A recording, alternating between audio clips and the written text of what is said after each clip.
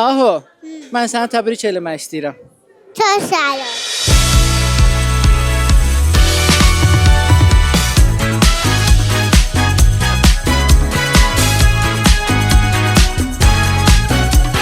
Bugün bizim en balaca emanetlerimizden biri olan Ahunun 5 yaşı tamam olur.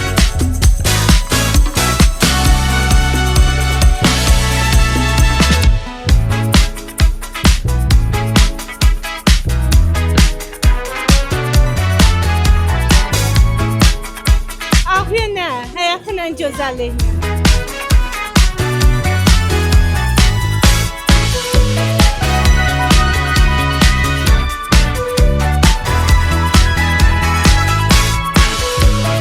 Bugün balaca bacımın ad günüdür. Atam şəhid olandan sonra doğulmuş bacımdır. Və onu ürəkdən təbrik edirəm. Nə yaxşı ki həyatımıza gəldi və evimizi işıqla doldurdu.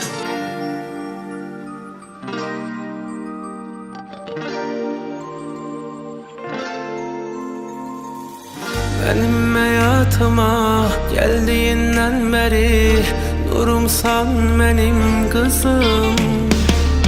Sevinç gözyaşı tek gözüne dolaram, sene güller alaram, sene kurban olaram.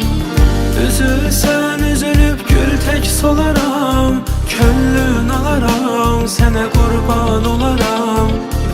Sevinç gözyaşı tek gözüne dolaram, sene güller alaram, sene kurban olaram. Üzülsen üzülüp gül tek solaram, könlün alaram, sene. Ad gün mübarək Tahir, böyük qız olasan, inşallah üniversitetə qəbul olarsan, inşallah 100 yaşını keçirərik. Dünyada isminle güzelleşti hayatım.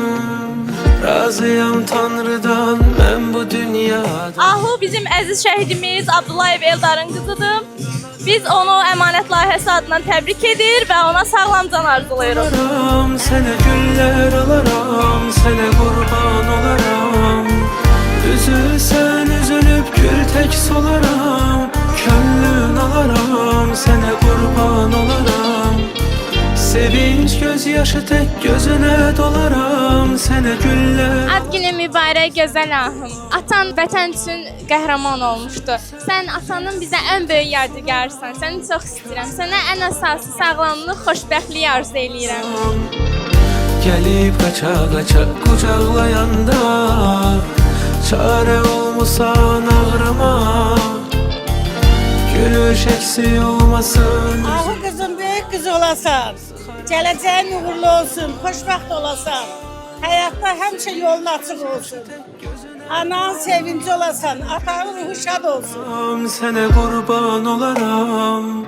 Üzülsen üzülüp gül tek solaram, könlün alaram, sene kurban olaram. Ad günün mübarək Ahuşum.